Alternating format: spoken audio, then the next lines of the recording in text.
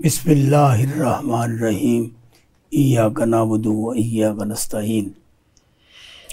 पाकिस्तान में इलेक्शन का दौरा है और बड़े वादे वईद कौम से किए जा रहे हैं। जिस तरह इमरान खान ने कहा था कि मैं 1 करोड़ नौकरियां दूंगा, 50 लाख घर बनाऊंगा, ना वो 1 करोड़ नौकरियां दे सके, ना 50 लाख घर बना सके, और 3.5 साल बाद उनको पैक कर दिया गया, वो अपने घर को चले गए। अब वो घर की बजाय जेल में है और जेल में भी धाड़ रहे हैं कि मैं इनको मारूंगा। ये जितने मेरे मुकाबले में आ रहे हैं ये सब शिकस्त से दुचार होंगे। अगर इमरान खान साहब आपने 50 लाख नौकरियां दी होती, 1 करोड़ घर बनाए होते, या 1 करोड़ नौकरियां दी होती, 50 लाख घर बनाए होते, तो शायद आपको ये आज कहने का मौका ना मिलता। क्योंकि आपने भी यू टर्न लिया, जिसकी बुनियाद पर आपकी हुकूमत को चलता कर दिया गया। और जो कुछ भी हुआ, अगर ये 1.5 साल और आप रह जाते तो ये जो इस वक्त इलेक्शन हो रहे हैं इसमें आप कहीं नज़र भी ना आते। लेकिन ये अल्लाह का करम है कि आप बच गए। आपको 1.5 साल का उन्होंने शहीद बना दिया और अवाम आपके पीछे है, ठट्ठे मारते हुए समुंदर आपके साथ है।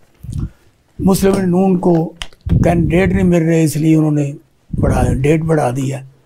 और पाकिस्तान में इस वक्त टोटल जो आबादी है उसका कोई 20 या 25% लोग ऐसे हैं जो कि अपने घरों में रहते हैं, बाकी सब किराए के घरों में है, कोई झोंपड़ी में रह रहा है, कोई बांसों में रह रहा है।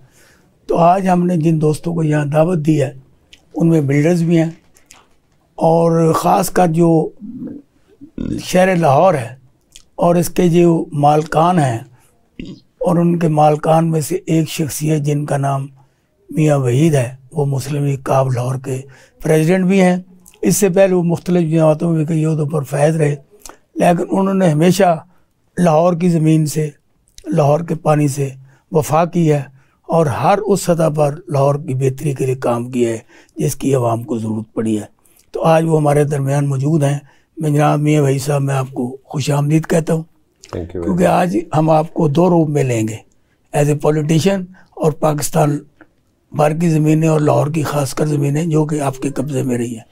तो हमारे दूसरे मेहमान हैं जनाब मेहर रियाज साहब। इनका तल्लुक़ इस्लामाबाद से है। इन्होंने बहुत से मंसूबे इस्लामाबाद में मरी में शुरू कर रखे हैं। ये ख़ुद ही बताएंगे कि हमारे क्या मंसूबे हैं। जनाब रियाज मेहर साहब, मैं आपको भी खुशामदीद कहता हूँ। मेहरबानी। तीसरे हमारे मेहमान हैं, वो भी इस्लामाबाद से, मलक कामरान मुनीर। इनका भी ताल्लुक़ बिल्डर से है और काफ़ी इन्होंने कॉलोनियाँ, रिजॉर्ट, मुख्तलिफ़ चीज़ें बनाई हैं और इस वक्त बड़े बड़े अच्छे और काम इस्लामाबाद मरी में कर रहे हैं। जनाब मलक कामरान मुनीर साहब, मैं आपको भी खुशामदीद कहता हूँ। Thank you. तो मैं शुरू करता हूँ जनाब लाहौर के कायद, मुस्लिम लीग काफ के कायद जनाब मियाँ वहीद अहमद साहब से। मियाँ वहीद साहब, ये बताएं, ये जो इलेक्शन का दौरा है और इसमें आपकी पार्टी भी माशाल्लाह बड़े इन्हेमाक से इलेक्शन लड़ेगी और लड़ रही है, और ख़ास कर आपकी जो लाहौर पे गहरी नज़र है, इसकी ज़मीनें सारी अराइयों से निकल कर किन लोगों के पास चलेगी, और जो कमाई का टाइम था वो उस वक्त आपने ज़मीन बेच दी। बिस्मिल्लाहिर्रहमानिर्रहीम। अब मुझे ये समझ नहीं आ रही कि मैं इलेक्शन की बात करूं कि ज़मीन की करूं। मिस करें, दोनों करें, आप मिला के करें ना। मिला के नहीं, बात तो आपकी ठीक है। मेरा ख्याल है कि बेच के इलेक्शन लड़ा जा सकता है। इलेक्शन की अगर आपने बात की है तो हम तो वो लोग हैं जिन्होंने अपना बेच के किया है। तो जिनका आपने जिक्र किया है कि मालकान है, अब तो खैर देखें ये इतना सब कुछ महंगा हो गया इलेक्शन, या तो वो इसी सिस्टम का हिस्सा बने बंदा जो सिस्टम पाकिस्तान के अंदर है, यानी माल लगाओ माल कमाओ। तो अगर ईमानदारी से करनी है तो फिर तो आपने अपनी ज़मीनें बेच के ही लड़ सकते हैं इलेक्शन, दूसरा कोई तरीका कार नहीं है। ठीक, ये तो है। एक आदराए फनन आपने बात की तो मैंने उसका जवाब दे दिया। जो इलेक्शन की बात आप कर रहे हैं, पाकिस्तान के अंदर इलेक्शन का दौरा है, और मुझे तो अभी तक हमारे इलेक्शन कमीशन की भी समझ नहीं आ रही, क्योंकि हमेशा शेड्यूल भी साथ आता है। अभी तक कुछ शेड्यूल वाला भी मामला नहीं है। अभी भी स्वाए एक पार्टी के, और आप देखें किसी पार्टी को आपने किसी की इलेक्शन में कोई इस तरह की सीरियसनेस आप नहीं देख रहे। वाहद एक जमात नून लीग है जो नज़र आ रही है कि जनाब जिनको बहुत जल्दी है, और उन्हें इलेक्शन की जल्दी नहीं है, रिज़ल्ट की जल्दी है। तो रिजल्ट के उनको मिल चुका है। हाँ, तो हालांकि इसकी जरूरत तो है नहीं। हाँ, वो तो वैसे इलेक्शन की भी जरूरत नहीं वैसे ही चाहिए था कि उनको प्राइम मिनिस्टर हाउस जो है ना उनके हवाले करते। वो बाहर बैठ के भी वो काम कर रहे हैं तो वो अंदर उधर बैठ जाते, प्राइम मिनिस्टर हाउस में सीधा ही चले जाते, बजाय इसका जो कौम का इतना पैसा खर्च करने वाली बात है और इतनी ये जो एक एक्सरसाइज करनी है। और दूसरी ये जो नूरा कुश्ती आजकल चल रही है आपस में, पीडीएम में एक दूसरे को आंखें दिखा रहे हैं। वो कभी वो कह रहे हैं जी हमें लेवल जो है ना प्लेइंग फील्ड नहीं मिल रही, कोई एक दूसरे से वही बात सिर्फ लोगों को बेवकूफ़ बनाने के लिए। हालांकि ये A1 फील्ड से 11 फील्ड की, हाँ जी, A1 फील्ड से जो है ना लेवल फील्ड। तो मसला ये है कि ये सारे का सारा काम जो है ना मैं नहीं समझता। और ख़ास तौर पे एक बात बहुत अहम जो है इस इलेक्शन की, ना सब मैं नहीं समझता कि इस इलेक्शन का रिज़ल्ट पाकिस्तान के लिए कोई बेहतर होगा। उसकी वजह यह है कि मुझे ये बताएं कि जब तक सियासतदान बैठ के कोई अपनी रुख मुतय्यन इलेक्शन का रिजल्ट तो मैंने आपके पिछले प्रोग्राम में बता दिया था सर। मैं वही कह रहा हूँ ना कि वो एक ही पार्टी को जल्दी है, वो चाह रहे हैं कि हमें जो है ना वो रिजल्ट जल्दी से मिले और हम जो है ना अनाउंस करें अपना जो है ना वो तो बल्कि अपनी कबीना भी और बाकी चीज़ें भी सारी कंप्लीट करके बैठे हैं। तो मैं समझता हूँ कि ये सारे का असल प्रॉब्लम ये है कि इसका क्या मुल्क को क्या फ़ायदा होगा। सबसे पहले तो ये देखा जाए कि इस इलेक्शन का फ़ायदा क्या होगा।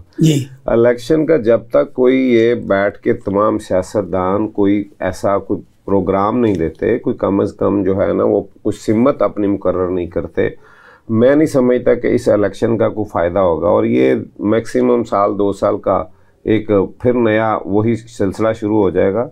और दूसरी बात जो हमेशा मैं बात करता हूँ कि अगर आप ने यही काम करना है, सियासतदानों ने जो ये अभी कर रहे हैं एक दूसरे को गिराने के लिए, तो ये अपना देख लें। या एक दूसरे पे इल्ज़ाम लगा रहे हैं, आप जिस भी जगह पे बैठे सियासतदान आपस में बैठ के एक दूसरे से कह रहे हैं कि कल इन्होंने हमारे साथ ये किया, हमें जेलों में रखा, आज दूसरा बंदा है, कल उन्होंने ये किया। तो अच्छा भाई ये तो सिलसिला आप चलाए जाएंगे तो होगा क्या? इससे मुझे बताएं कि जब तक इस्तेहकाम नहीं आएगा मुल्क के अंदर। मेरे साहब आप ये बताएं, आज लाहौर में 4 खुदकशियाँ हुई हैं, 380 डकैतियाँ हुई हैं, 1240 जो है ना वो चोरियाँ हुई हैं, और लोग खुदकशियाँ कर रहे हैं, फाकों मार रहे हैं, और ये स्नैचिंग स्ट्रीट में जो वारदातें ये बहुत बढ़ गई हैं। इसके असल मुहर्रकात क्या हैं? इलेक्शन ना होना ये इसका वजह है? नहीं, इलेक्शन ना होना भी एक वजह है, लेकिन सबसे अहम बात है कि जब तक आपका माशी इस्तेहकाम नहीं आएगा, मुझे ये बताएं कि किसी मुल्क के अंदर जब तक माशी इस्तेहकाम नहीं होगा वहाँ पे ना सियासत होगी, वहाँ पे ना कोई काम होगा। जब तक आप असल आज दुनिया के अंदर आप देखें कि दुनिया के अंदर आज ताकतवर कौन है, बल्कि आप अपनी इर्द गिर्द भी देख लें, जिसकी मैशत तगड़ी है वही तगड़ा। जी बिल्कुल, हर लिहाज से आप देखेंगे मैशत। और हमने क्या किया है मैशत के लिए, हमारा प्रोग्राम क्या है? हमने 76 साल हो गए हैं, हमने आज तक मांगने के अलावा हमें आया क्या है? हमने यहाँ पे कोई इंडस्ट्री बढ़ाई है? कोई मुझे एक हुक्मरान बता दें जिसके दौर के अंदर हमने इंडस्ट्री में जो है साहब आपकी अपनी इंडस्ट्री कहाँ गई? आपका सारा कुछ किधर गया? मैं वही कह रहा हूँ, इंडस्ट्री जो है ना हमारे लगी नहीं है, हमारे ज़राअत पे काम हुआ नहीं है, हमारे जो अल्लाह ताला ने हमें जो नेमतन जिनसे नवाजा है हमने उन पे काम नहीं किया। हम सोए इस पे कि हम लोग कर्ज़ों पे रह के जो है ना बार बार कभी अफ़गानिस्तान और रशिया के मामले में, कभी अमेरिका और रशिया का मामला शुरू हो जाए तो हमें जो है ना उसमें समझ लें कि मैं भी सब आपको जिम्मेदार है और ये बिल्डर्स की तरफ इधर लेके जाऊंगा, क्योंकि मुझे ये पता है कि कुछ 30-35 साल पहले ना हमें लीची के टोकरे आया करते थे आपके घरानों की तरफ से जी, वो ख़त्म हो गए, ठीक है। और वो रवादारी थी उसमें भी बहुत ज़्यादा दूरी आ गई है। इसके अलावा जो एक थाना रख रखाव वो भी ख़त्म होता जा रहा है, और उसकी बुनियादी वजह यही है कि पाकिस्तान में असल में कोई हुक्मरान नहीं है। देखिए, असल में जो आपने बात की वो बात बहुत अच्छी। सबसे पहले तो यहाँ पे कानून तो बनते हैं लेकिन इम्प्लीमेंट उस पर कभी नहीं हुआ। देखिए, हाउसिंग स्कीमें जहाँ पे दुनिया के अंदर इस तरह से कहीं नहीं होता कि जिस तरह से ये यहाँ पाकिस्तान के अंदर शहर फैल रहे हैं। आपको नए शहरों का ज़रूर है, और ये मेरे आका की हदीस भी है नबी सल्लल्लाहु अलैहि वसल्लम की, और यूरोप ने भी इस पे अमल किया है। आप देखें कि नए शहर आबाद करने का कहा गया है, ये नहीं है कि जो शहर ऑलरेडी हैं उनको आप बढ़ाते चले जाएं। और वहाँ पे लोड इतना हो जाए कि सांस लेना मुश्किल हो जाए, वहाँ पे सांस लेना, और उनको उनकी आसाइश भी वहाँ पे उस तरह की नहीं है। और फिर आप कर क्या रहे हैं, आप जहाँ पे 3 करोड़ है वहाँ पे 1 करोड़ बता रहे हैं, आप कराची का कितना बता रहे हैं, हम लाहौर का कितना बता रहे हैं, सहूलतें उन्हें दे नहीं रहे। आपके लाहौर की बात 2.5-3 करोड़ से ज्यादा है। आपके पास कभी भी आपने कुछ 50 साल 100 साल का किसी प्रोग्राम पे काम नहीं किया, और उसकी वजह ये नालायकी जो है ना, ये बार बार इस यहाँ हो रही है। और जो ज़मीनें हमें जिनसे काश्त के लिए बेहतरीन ज़मीनें थी, वहाँ पे हाउसिंग जो है ना वो कॉलोनियाँ बन गई हैं, क्योंकि कोई निज़ाम ही कोई नहीं है यहाँ पे। जितनी ज़मीनें हैं उनको जो है ना वो आपने देखें कि डिक्लेयर, बल्कि पिछली गवर्नमेंट के अंदर जो बहुत बड़ा इल्ज़ाम है मोनोसलाई पे, वो क्या था, वो भी यही बात है कि जिन ज़मीनों का हो ही नहीं सकती थी, वो ग्रीन कहेंगे जी, क्या वो ग्रीन और ग्रे जो है ना वो, हाँ वो दोनों जो है ना ज़मीनें जो ग्रीन है। ये तो मोनोसलाई क्या कसूर है इसमें, ये तो आपको बताएं आप। मैं मोनोसलाई को मैंने आपको सिर्फ एक इल्ज़ाम की बात की जो उस पर इल्ज़ाम है, मैं ये नहीं कह रहा। बाकी उस पर आप देखेंगे रातों रात यहाँ पे वो बिल्डर्स को, मेरे साथ बिल्डर्स बैठे हैं, ये भी बताएंगे जितनी भी यहाँ पे हाउसिंग कॉलोनीज़ हैं, जो डेवलपर्स हैं, उनको ज़मीनें दी गई हैं, और उसके इवज़ भारी जो है ना वो मुआवजा जो है ना वो यहाँ पे वसूल होता रहा, जो हर हुकूमत ने किया, किसी ने माफ़ी नहीं दी। और यही जो है ना बदकिस्मती इस मुल्क आप फयाज मेयर साहब को शामिल करते हैं। मैं एक जुमला मैं कह दूँ, मैं ये बदकिस्मती है, और जिसकी वजह से आपने जो खुदकशियों की बात की है, जो यहाँ पे बेरोज़गारी की बात की है, मुझे ये बताएं कि जिस मुल्क के अंदर इंडस्ट्री नहीं लगेगी, जिस मुल्क के अंदर जो है ना वो ज़राअत पे काम नहीं होगा, और वहाँ पे सिर्फ रियल एस्टेट होगी, मुझे ये बताएं कि रियल एस्टेट के अंदर आप जितना मर्जी पैसा इन्वेस्ट कर दें, उससे किसी को रोज़गार कितना मिलेगा? मुझे ये बता दें कि यहाँ अरबों खरबों की लोगों की ज़मीनें जो है ना वो पैसा वैसे पड़ा है, ये पैसा तो जाना चाहिए, इंडस्ट्री लगे और यहाँ से जो है ना एक्सपोर्ट हो, कुछ हमें डॉलर्स आएँ ताकि हमारी मईशत को है ना बेहतर हो। और मैंने आपके पिछले एक प्रोग्राम में भी ये बात कही थी, मुझे ये बताएं कि आपका ना तो कुछ एक्सपोर्ट हो रहा है, ना आपके पास यहाँ पे कोई आप काम कर रहे हैं, ना बाहर से कोई पैसा आ रहा है, तो ये डॉलर नीचे कैसे आया? ये मेरा सवाल था। वो अब बिजनेसमैन बैठे हैं, आज जो है ना हमारी जो स्टॉक मार्केट है वो बड़ी फरोश कर रही है। क्या मैं वही कह रहा हूँ कि मेरे साथ बिजनेसमैन बैठे हैं, ये इसका बेहतर जवाब। रियाज मेयर साहब, आप ये बताएं कि ये जो इतनी कॉलोनियों की भरमार है, ये इतनी जो यानी कि मुख्तलिफ सोसाइटियाँ बन गई हैं, और फाइल सिस्टम है, ना फाइल को पूछने वाला, ना लेने वाला, ना देने वाला, उससे अरबों रुपए लोग कमाते हैं और भाग जाते हैं। इसके क्या असर मुहरक़ात क्या हैं? बिस्मिल्लाह, इसमें हुकूमत शामिल है आपके साथ? नाज भाई, आपकी मेहरबानी बहुत बहुत। लेकिन मैं आपको थोड़ा सा रियल इस्टेट के बारे में बता दूं। असल में रियल इस्टेट हमारे यहाँ कॉन्सेप्ट ये दे, घर बनता है, ये हो रहा है ना, लेकिन रियल इस्टेट बहुत बड़ी इंडस्ट्री है। फिर आप इसमें देखें, इसके साथ जुड़े हुए 50-60 कारखाने हैं, फैक्ट्रियाँ हैं। आप मार्बल की फैक्ट्री देखो, लोग काम कर रहे हैं। आप वुड में देखें, आप इसमें सरिये में देखें, आप मतलब इस तरीके से मुख्तलिफ 50-60 आपको मैं काउंट करवा दूंगा। अगर ये रियल इस्टेट बढ़ता है तो हमारे साथ उसके साथ पूरी इंडस्ट्री भी जुड़ी है, वो भी तो चालू हो जाती है। मेरे साथ ये आपने बात सही बताई। मैंने ये पूछा है इतनी बड़ी रियल इस्टेट का पाकिस्तान में बढ़ जाना, किसी किस्म की कानून नहीं है, वही बता रहा हूं, तरीकाकार नहीं है, रिश्वत दो और सोसाइटी बढ़ाओ। मैं वही बता रहा हूँ, सोसाइटी बननी चाहिए। जैसे भाई ने बताया इस तरीके से कि फाइल जो सिस्टम है उस पर पाबंदी होनी चाहिए। अच्छा, ये जो प्लाटिंग है भले वो 3 साल में डेवलप करके दे दें, भैया आपका प्लाट हमें पता होना चाहिए ये प्लाट है। जैसे हमारा J7 ग्रुप है, अभी इस वक्त आप समझे पाकिस्तान इस्लामाबाद सबसे बड़ा ग्रुप हमारा J7 ग्रुप है, ठीक है।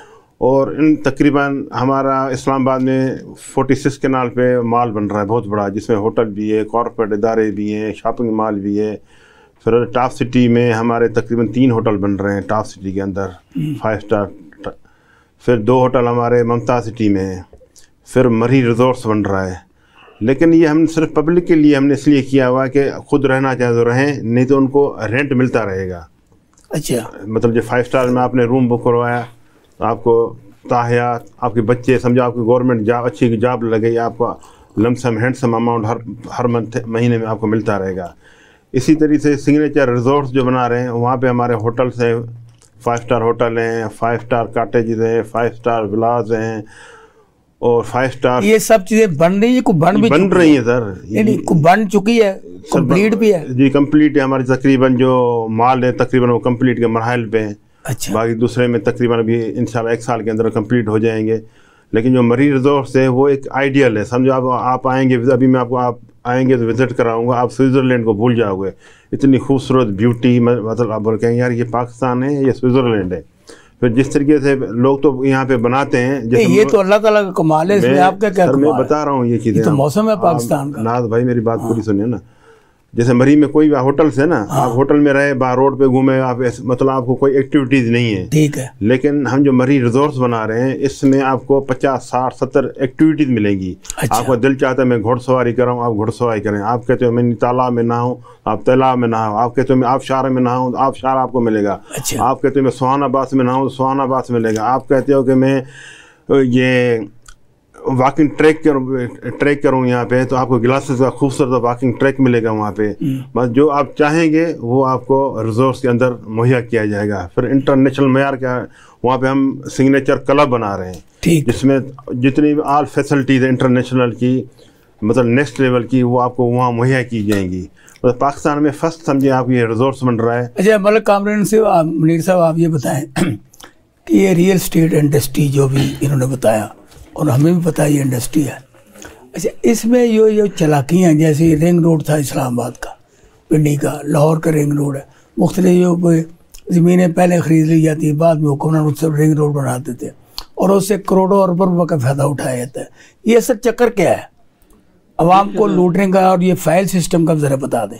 देखिए ना, हर एरिया में जैसे आपको पता है डिमांड एंड सप्लाई पे बिजनेस होता है, ठीक है, इसी तरह हाउसिंग की एक नीड है हर सिटी के अंदर। जैसे जैसे आपकी पॉपुलेशन सिटी में बढ़ रही है, लाहौर पहले 50 साल पहले छोटा सा था, अभी कितना बड़ा हो गया नीड की वजह से। और फिर जितने बड़े सिटीज़ हैं, लाहौर हो गया, फैसलाबाद, कराची, इस्लामाबाद, 5, 7, 8 जो पाकिस्तान की सिटीज़ हैं, ठीक है, इनमें पूरे पाकिस्तान से आपके पूरे पाकिस्तान से बंदे आते हैं और यहाँ आके आबाद होते हैं, ठीक है, बिजनेस की वजह से और डिफरेंट एजुकेशन की वजह से और डिफरेंट इंडस्ट्री की वजह से, जॉब की वजह से लोग आते हैं और आबाद होते हैं और परमानेंट आबाद हो जाते हैं। तो उस वजह से नीड यहाँ बढ़ रही है, ठीक है, इस वजह से ये सिटीज़ बहुत स्पीड में एक्सपेंड हो रहे हैं। तो उस नीड को फिर पूरा करने के लिए डेफिनेटली फिर हाउसिंग सोसाइटीज़ लॉन्च की जाती हैं। पिछले 10-15 साल में सब लाहौर को ही देखें, DHA, बैरिया, कितनी पॉपुलेशन बढ़ गई, डबल हो गया लाहौर, ठीक है, आप इसको रोक तो नहीं सकते, लेकिन इसमें मेन रोल होता है आपकी गवर्नमेंट का। अच्छा हमारी गुफ्तगू जारी थी, मुझे कहा जा रहा है ब्रेक का, ब्रेक के बाद वापस आते हैं तो हमारे साथ नए मेहमान होंगे तहरीक इंसाफ के रहनुमा ज़ेबा नाज साहबा और मुस्लिम लीग नून के शाहिद इकबाल भट्ट साहब। मैं थोड़ी सी वक्फे के बाद आपको दोबारा दोहराता हूँ। Welcome back. ये वक्फे से पहले हम बात कर रहे थे कुछ बिल्डर से कि पाकिस्तान में ज़मीनों किस तरह बिकती हैं और फसलें किस तरह बिकती हैं, और उस पर जनाब मियाँ वहीद अहमद साहब जो कि लाहौर के शहर के कायद भी हैं और ये राइम फैमिली के होनहार और अहमियत के अमल शख्सियत हैं, इन्होंने काफ़ी रोशनी डाली। और बाकी मलिक कामरान मुनीर और रियाज मेहर साहब ने इस पर खुलकर गुफ्तगू की। अब हमारे यहाँ शामिल हुए हैं तहरीक इंसाफ की मरकज़ी रहनुमा जो कौमी असम्बली के उम्मीदवार हैं हल्का डिफेंस से, ज़ेबा नाज साहबा, मैं आपको खुशामदीद कहता हूँ। और शाहिद महमूद भट्ट साहब हैं जो मुस्लिम लीग नून के करता धरता हैं और ज़िला सियालकोट पर इनका कब्ज़ा है, और इनके हल्के में जिस हल्के से ये इलेक्शन लड़ रहे हैं इनके ख़िलाफ़ अभी तक किसी ने दरख्वास्त नहीं दी। तो मुमकिन है पूरे पाकिस्तान में भी मुस्लिम लीग नून का कोई कैंडिडेट दरख्वास्त नहीं देना चाहता, ये इनको फ़ायदा हो गया। मैं आपको भी खुशामदीद कहता हूँ। और बाकी मियाँ वहीद साहब पहले से हमारे साथ यहाँ पे मौजूद हैं, तो मैं अब मुल्तमस हूँ जनाब, क्योंकि एक्चुअली हुक्मरान इस वक्त भी भट्ट साहब ही हैं और पहले भी 16 मसमा ये हुक्मरान रहे हैं, लेकिन ना नवाज शरीफ मानता है, ना शहबाज शरीफ मानता है, ना जरदारी मानता है, और ना ये भट्ट साहब मानते हैं कि हर हुकूमत रही है। तो मैं उनसे मुल्तमस हूँ, अब भी हुकूमत है आपकी, आपको भी कोई अच्छा तरीका मिल गया है, कोई ऐसी तरीका मिल गया जिससे आप इलेक्शन जीत सकें। Sir thank you very much. पहले तो मैं आपकी दोनों बातों की तरदीद करना चाहता हूँ, जरूरी सुन लें, मेरे जो नादरीन है वो मेरे पीछे न पड़ जाए। हमारी पार्टी में ये हाल है कि मेरे ख्याल में मेरे अलावा बेशुमार कैंडिडेट बन चुके हैं, जमा दरखास्तें करा चुके हैं। अच्छा, पहली मैं आपको बता दूं, अच्छी बात है। दूसरी सर बात ये है जो आपने कहा जी पहले किसकी हुकूमत थी, पहले पीडीएम की हुकूमत थी, वो भी सबको पता है, वो नवाज शरीफ की हुकूमत नहीं थी। अच्छा, अब तीसरी बात आपने जो की है जी कि इलेक्शन में आप क्या, हाँ वो इंशाल्लाह मेरे अल्लाह को मंजूर हुआ तो वी विल कंटेस्ट इलेक्शन, हम आएंगे इस दफ़ा मैदान में आएंगे, इलेक्शन लड़ेंगे, जो हमारी पार्टी की डायरेक्शंस होंगी या जो पार्टी की गाइडलाइंस होगी उसके मुताबिक लड़ेंगे। अब देखिए जनरल इलेक्शन के लिए तो पूरी कौम जो होती है वो बेताब होती है जी कि हम अपनी आज़ादी के साथ अपनी राय का इजहार करें, फ्रीली आपको वोट देने का हक दिया जाए। तो ये मैं कहता हूँ एक इस कौम के लिए, इस मुल्क के लिए भी ये बेहतरीन वक्त है कि अब लोगों को आप फ्री मौका दिया जाए, तमाम पॉलिटिकल पार्टीज़ को। मैं ये तो नहीं कहता किसी पार्टी को यानी कि इलेक्शन सिस्टम से आउट किया जाए, हर लीडर को, हर पॉलिटिकल पार्टी को फील्ड की जो बात है जो मरीम नवाज करती थी, तराजू बराबर होना चाहिए, 11 फील्ड मिलना चाहिए, वो मिल गया आपको कि नहीं? नहीं सर, वो तो हम देखिए ये तो हम बात करते इसलिए करते रहते हैं कि जिन्होंने इलेक्शन कंडक्ट कराना है, जो इस इलेक्शन का जिम्मेदार है, हम उनको ये याद दहानी कराना चाहते हैं। मैंने कहा मरीम नवाज खुश होगी कि नहीं, ये तो बताएं। सब तो हमेशा ही खुश हैं जी, वो अल्हम्दुलिल्लाह उन्होंने मेहनत की है अपनी पार्टी में। उन्होंने अब भी कहा मेरे पास बहुत सियासी फिल्में, अगर वो मैं चला दूं तो यहाँ मुल्क का यहाँ अफरा तफरी फैल जाएगी। अच्छा सब फिल्में तो देखो दुनिया आजकल फिल्मों पे ही चलती है, फिल्में देखते हैं तो लोग फैसला करते हैं जी हमने इस बंदे को देना है, इसकी ये कारकर्दगी, फिल्मों की कारकर्दगी पे लोग आजकल जो है ना अवेयरनेस ले रहे हैं। मरीम नवाज साहब को तो फिल्म में ही कुछ और है ना। नहीं मैं इस बात पे नहीं करना चाहता बात जो आप बार बार कर रहे हैं, वो देखिए कोई चीज़ छुपी नहीं है, वो जो हालात वाक़यात हैं कोई चीज़ ऐसी नहीं रहेगी, खा वो नैब की अच्छा आप खा किसी और पीटीआई को इलेक्शन लड़ने दे रहे हैं या बाजू बांध के रखेंगे आप? कुछ सब कुछ आप कर रहे हैं, कोई इसमें इलेक्शन कमीशन नहीं है, कोई इसमें हुक्मरान नहीं है। सर नहीं, इलेक्शन कमीशन एक इंडिपेंडेंट अथॉरिटी है, देयर इज नो उसके ऊपर किसी का, हमारा पार्टी का सवाल ही पैदा नहीं होता कि किसी पार्टी का उसके ऊपर कोई कंट्रोल हो। इलेक्शन कमीशन एक पाकिस्तान का इंडिपेंडेंट अदारा है और उसकी ड्यूटी है सर, ये पाकिस्तान मुस्लिम नून की ड्यूटी नहीं है कि वो किसी इलेक्शन में किसी पार्टी को आने दे या ना दे, ये पार्टी का नहीं, ये इलेक्शन कमीशन है पाकिस्तान का है और पाकिस्तान के आइन और मियां भाई साहब, क्योंकि मियां भाई साहब आपके लाई हैं, मिलके आपने 16 माह गुलशर्रे उड़ाए हैं जी, वो भी आपके साथ बैठे हैं, उनसे ही पूछते हैं कि आप बड़े भाई हैं जी, उनको भी फील्ड मिला कि नहीं मिला? मैं तो अभी भट्ट साहब की बात जो है ना, उन्होंने माशाल्लाह फिल्मों की बात की, आपने मैं तो खैर वो कभी उस तरह की बात नहीं की, ना ही मैं करना चाहता हूँ, लेकिन एक फिल्म जो है ना जिसकी मैं बात अभी मुझे मेरे जहन में जब भट्ट साहब बात कर रहे थे तो मुझे याद आ रहा था कि यार एक बहुत बड़ा इस वक्त हमारे साथ जो जुल्म हो रहा है, जो ज्यादती हो रही है, जो पूरी दुनिया के अंदर, पूरी दुनिया जिसके लिए सरापा एहतजाज है और यहाँ हमारे मुल्क के अंदर उस पर कोई किसी को खबर फिक्र ही नहीं है, जबकि हम टीवी पर रोज़ देखते हैं और उसको हम एक फ़िल्म की तरह देख रहे हैं। सही बट साहब बिल्कुल एक फ़िल्म की तरह देख रहे हैं, जिस तरह से हम एक कमर्शियल मूवी को देखते हैं और उसके बाद पता है उसमें कितने लोग मरे हैं, कितने लोगों को क्या हुआ, हमें ये पता है ये सब फेक है, ये तो अभी उठ के आ जाएंगे, तो हमने बिल्कुल उस फिल्म को भी जो हमें पूरी दुनिया का मीडिया दिखा रहा है, जो हमारा पाकिस्तान का मीडिया बिल्कुल नहीं दिखा रहा, हमें बाहर के जो है ना दूसरे मुल्कों से जो है ना वो फिल्में आ रही हैं, वो मिल रही हैं, सोशल मीडिया पे भी कभी कभार मिल जाती, क्योंकि सोशल मीडिया पे भी कब्जा किसी और का है। एक फिल्म वो है जिसको हम सिर्फ फिल्म के तौर पे ले रहे हैं, हमने कभी उसको उम्मत कभी हमने उस तरह से वो जो जिस तरह शादियां हो रही हैं, जिस तरह से बच्चे वहाँ पे ज़िबा किए जा रहे हैं, जिस तरह से जो है ना वो छोटे छोटे बच्चे और अस्पतालों पे, स्कूलों पे, जो जंग के असूलों के भी बिल्कुल मुनाफी है और इस वक्त जुल्म की जहाँ पे इंतहा हो गई। आपके मौलाना फजल रहमान मिल के आए हैं अभी कल, आपके निगरान वजीर आज़म गए हैं सऊदीया में, मौलाना साहब किन से मिले हैं? वहाँ कतर में मिल के। बड़ी तकलीफ दे बात है, वो जिस काम के लिए गए ना खुदा के लिए छोड़ दें, ये इस मुल्क के साथ इससे बड़ा जुल्म और इससे बड़ी जो है ना वो है ही कोई नहीं। नाम वो सिर्फ अपने इलेक्शन एक स्टंट के लिए वो ये सारा कर रहे हैं। वो बातें भी सोशल मीडिया पे आ रही हैं, चूंकि कंफर्म मुझे नहीं है, मैं इसलिए वो बात नहीं करता कि वो किस लिए गए हैं। वो बहुत से बड़े बड़े बैंकॉक भी गए सर, इस वक्त कुछ और कुछ बड़े शरीफों की सरबराही में गए। कुछ बड़े लोगों ने वो जो बातें की हैं ना, कुछ जो फलस्तीनियों को जो डील्स की ऑफर हो रही है ना कि आप जगह छोड़ दें, पैसे ले लें, ये जगह छोड़ दें, गजा छोड़ दें, गजा, हाँ जी, गजा छोड़ दें, उसमें मासूफ का भी नाम है। इसलिए मैं इन बातों पे, मुझे चूंकि मेरे पास वो एक बात सोशल मीडिया से मुझे पता, ये दोनों हमारे जो साहिबान थे हुक्मरान जमात से इनका ताल्लुक है, और अब भी चौधरी शुजा खान साहब को मिलने के लिए मियां नवाज शरीफ साहब जा रहे हैं। देखिए उसमें क्या वो गुल खिलाते हैं, क्या देते हैं, क्या लेते हैं। तो मैं आपके जो जिनका आपने बाजू में रोड़ा हुआ है, जिनको दीवार के साथ लगाया हुआ है, उनकी नुमाइंदा ज़ेबा नाज साहबा से ही पूछता हूँ, क्या आपको भी कोई इलेक्शन लड़ने का मौका मिल रहा है? बिस्मिल्लाहिर्रहमानिर्रहीम। बहुत शुक्रिया, मेहरबानी आपकी कि आपने मुझे प्रोग्राम में मदऊ किया। आज पाकिस्तान में इलेक्शन की आमद है, सियासी जमातें जोड़ तोड़ में लगी हुई हैं, मुख्तलिफ इत्तेहाद बन रहे हैं। कल के दुश्मन आज दोस्त बन रहे हैं, और आज के दोस्त कल के दुश्मन बन रहे हैं। मेरी मुराद है साबक 3 दफ़ा के वज़ीर आज़म मियां नवाज शरीफ साहब से, लंदन से आमद के बाद क्या करो जी, उन्होंने जो लंदन प्लान दिया था उसमें ये सारी ये प्लानिंग हूबहू उसी तरह ही चल रहा है जो उन्होंने प्लान दिया हुआ था। Very good.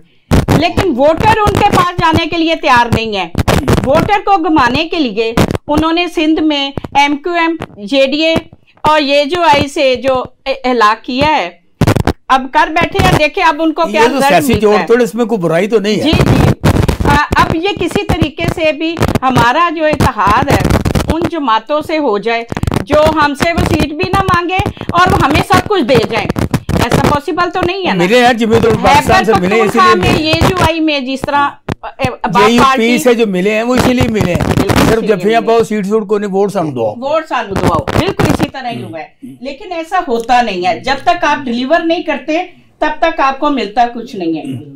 मैं समझती हूँ कि ये जो मुस्लिम लीग नून की ये जो नुमाइंदगी हो रहे हैं, वो ये बताएं कि आपने 10 अक्टूबर तक टिकटें हासिल करने वालों से दरखास्तें तलब की थी, 10 नवंबर तक, 10 नवंबर से, और 2 लाख रुपया हर MPA कैंडिडेट से मांगा। जगह टैक्स नहीं, 1 लाख रुपया है, 1 लाख रुपया नहीं, 2 लाख रुपया MNA के लिए। अच्छा, आपकी टिकट लेने के लिए अभी तक कोई तैयार नहीं हुआ। आपने फिर 10 दिन आगे और बढ़ा दिए। जब शहबाज शरीफ साहब ने और मरियम नवाज साहबा ने कहा इमरान खान नवाज शरीफ साहब से कि आप आए, हम यहाँ पे लाखों लोग इकट्ठे करेंगे। नवाज शरीफ 10 लाख लाखों के वो 10 लाख। अच्छा सुन, भट्ट साहब भी लेके आए। साहब ने आके कहा कि यहाँ पे तो बल्ले बल्ले की बजाय चले चले हो गई है मेरी। मुझे पूरे पाकिस्तान से लोगों को इकट्ठा किया और 70,000 बंदा नहीं इकट्ठे कर सके आप लोग। तो बड़ी तोए हुई इनकी, आपस में बड़ी बहस हुई। मैं ये कहना चाहती हूँ कि जितने भी यहाँ के जो लोग हैं, ये देखे जो कल तक बातें करते थे कि इमरान खान पाकिस्तान के लिए सिक्योरिटी रिस्क है, वो अब ये कहते हैं कि मुद्दे जगह पे इमरान खान ने जो कुछ भी किया मैंने सच पाया और मैंने जो भी वो कर रहा था वो सही था। अभी आहिस्ता आहिस्ता शुरू हुआ है निजाम बदलना। ये वो 12 सितारों में से चंद सितारे कह रहे हैं। हाँ जी। अब इमरान खान साहब को बाहर जमैमा खान के पास भेजने की बात हो रही है, डील की जा रही है कि किसी तरीके से कि वो इनसे मुआहदा करके निकले। लेकिन क्योंकि जितने भी वकला इमरान खान साहब से मुलाकात करके आते हैं वो यही कहते हैं कि मैं अंदर ज्यादा मजबूत हूँ और मैं डट के अंदर से बैठ के अवाम के साथ हूँ। अवाम को ना जलसे जुलूस करने की जरूरत है, ना वो किसी ऐसी मुजाहरे में शामिल हों, लेकिन सिर्फ इनको शिकस्त देनी है। पर्ची के ऊपर मोहर लगा के जब बल्ला जीतेगा तो ये सारे जो मुख्तलिफ नजरिए इकट्ठे हो के बात करते हैं, इनके सारे नजरिए धरे के धरे रह जाएंगे। मियां साहब आप ये बताएं, अभी ज़ेबा नाज ने बातें की हमें दीवार से लगाया जा रहा है, आप ये समझते हैं कि पीटीआई वो कंफर्टेबल है, कह रहे हैं हम कंफर्टेबल है। बिल्कुल हम कंफर्टेबल है, क्योंकि जब हमें इतना इत्मीनान है कि हमने जब रिजल्ट बात करने दे उन्हें, बात नहीं, आप बात कर रहे हैं, मियां साहब बात करेंगे। अच्छा, मसला ये है कि जी सबसे पहले तो आपने एक बात कही कि मियां साहब आ रहे हैं चोई शुजात के पास। डंके बजा रहे ने।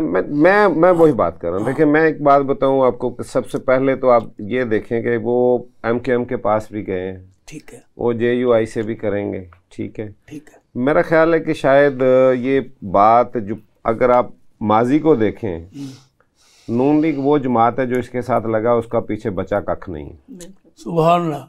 आपने ANP का हाल देख लिया, आपने जमात इस्लामी का देख लिया, पीपल पार्टी का देख लिया, जिसने भी इनके साथ चला है ना, फिर उसके बाद वो बेचारे जो है ना, उनके लोग भी वो उनके साथ चले जाते हैं और फिर उनको मिलता भी कख नहीं है। क्योंकि इनका वो जो एक जुमला एक शुरू से मशहूर है ना कि जब ये फंसे होते हैं तो पाँव में, और जब इनके हाथ में इख्तियार होता है फिर ये गले पड़ते हैं। मामला ये है कि पहली बात तो ये है कि अगर वो मेरे लीडर हैं शुजा साहब, हम तो मतलब है ना उनसे पार्टी की पॉलिसी क्या है, मैं तो कम से कम ये बिल्कुल हमें पता है कि हमें इनसे कोई जो है ना वो, क्योंकि आप देखेंगे उनके अब जो निचली क़यादत है दूसरी सतह की, वो कह रही कि जी ये जम करें पार्टी को नून लीग के अंदर।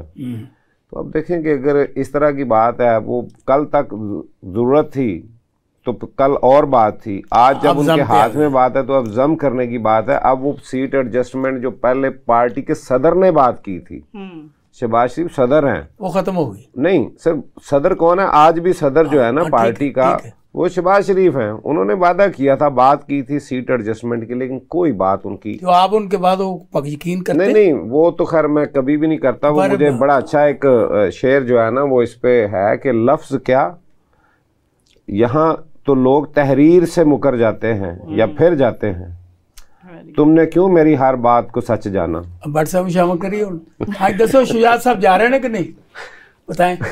नहीं जी, खबरें हैं बड़ी आपके। नहीं बिल्कुल है, उनका अखलाकी फ़र्ज भी बनते हैं मियाँ मोहम्मद नवाज शरीफ साहब का। देखें चौधरी शुजात साहब ने बड़ा सपोर्ट किया जब PDM की हुकूमत बनी थी, और उनका बड़ा रोल है, इसमें कोई शक नहीं है। चौधरी शुजात साहब एक बड़े ज़ीरक इंसान है और बड़े वो मुदब्बरीन पॉलिटिशियन है।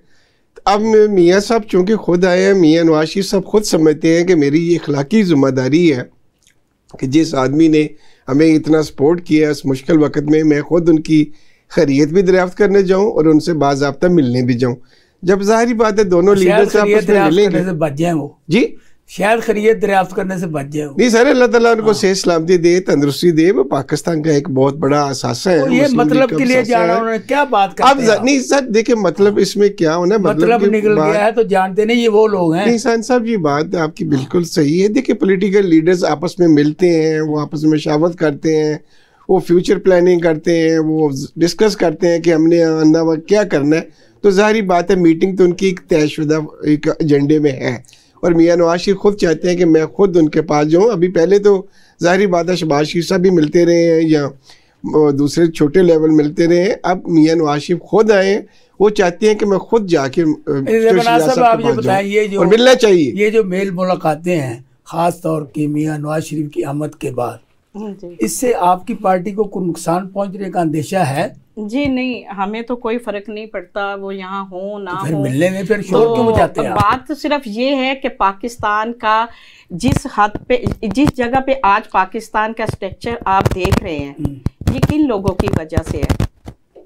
आप सब लोग भूल चुके हैं। इमरान खान के वो ये है मेरी तरफ ना करे, अपनी तरफ करे। कभी इन्होंने अपनी तरफ ऐसे करना सीख लिया ना तो पाकिस्तान का मुस्तकबिल अच्छा हो जाएगा।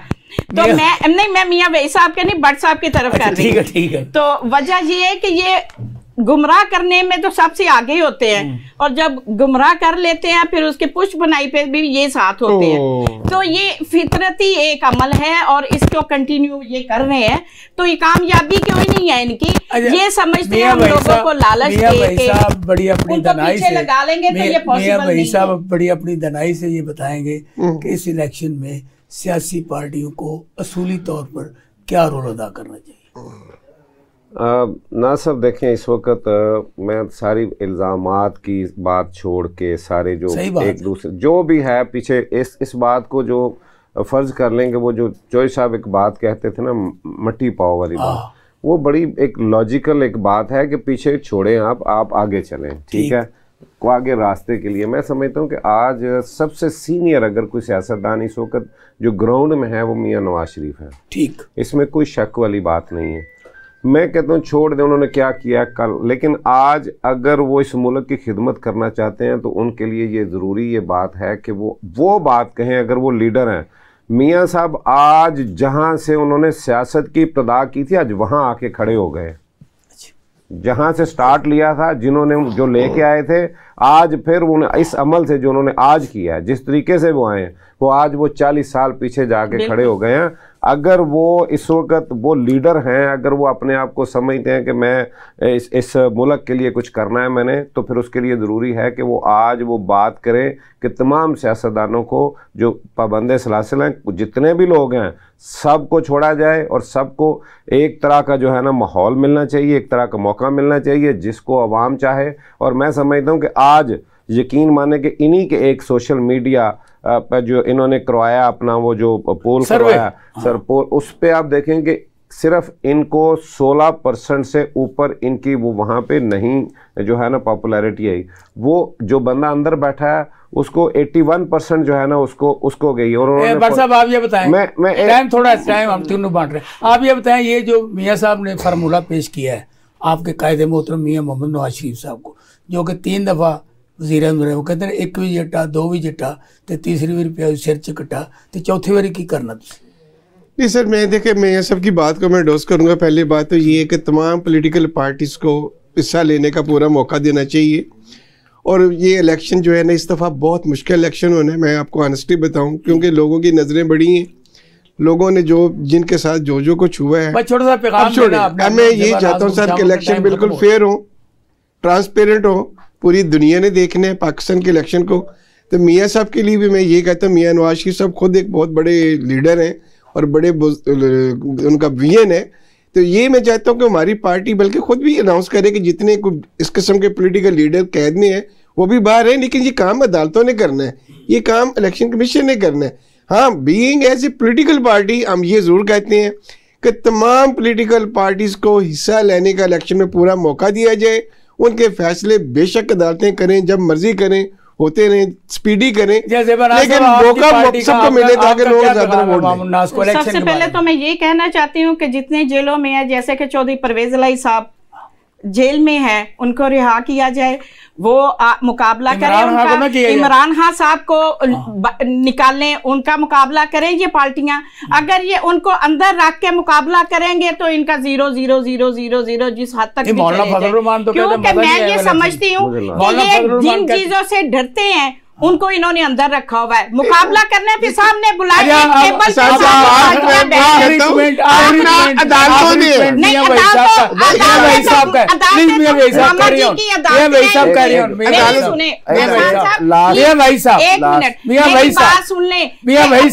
इनकी मामा जी की अदालतें हैं, अदालतों के फैसले ये खुद मानते नहीं है, अदालतों के ऊपर हमें आखिरी कमेंट मैं अपनी बात पे उसी तरह कायम हूँ कि भाई अगर तो मियाँ साहब ने वाकई और इन लोगों ने, मैं आपको दावे से ये बात करता हूँ कि अगर ये जो बात मैंने कही है कि ये सारे मिल बैठ के पहले एक प्रोग्राम दें लोगों को, जो इस वक्त मुल्क की माशी हालत जिस तरह की है, ये अगर मिल के नहीं बैठेंगे तो इस इलेक्शन का कोई रिजल्ट, इसका कोई फायदा नहीं होगा। किसी ने मानना ही नहीं है, वो तो अलग बात है, इसके रिजल्ट को तो कोई मानेगा नहीं। मैं खुद समझता हूँ कि इसके किसी ने मानना ही नहीं है। अगर इन्होंने रिजल्ट लेना है लोगों से और इन्होंने अपने वोट जो है ना जो इनसे रूठे हुए हैं उनको भी मनाना है, तो इनको बहुत बड़ा रोल अदा करना पड़ेगा। और ये सियासतदान जो है ना वो मिल के बैठे और दूसरों के लिए आवाज़, अगर आज ये उनके लिए आवाज़ उठाएंगे तो मैं समझता हूँ कि कल इनके लिए भी बेहतर होगा, नहीं तो कल इनके लिए भी वही है। टाइम की कमी है, हम आपके साथ घंटों तक कर सकते हैं। अब फैसला आवाम ने करना है कि मेरे सवालात, आपके जवाबात, फैसला आवाम का।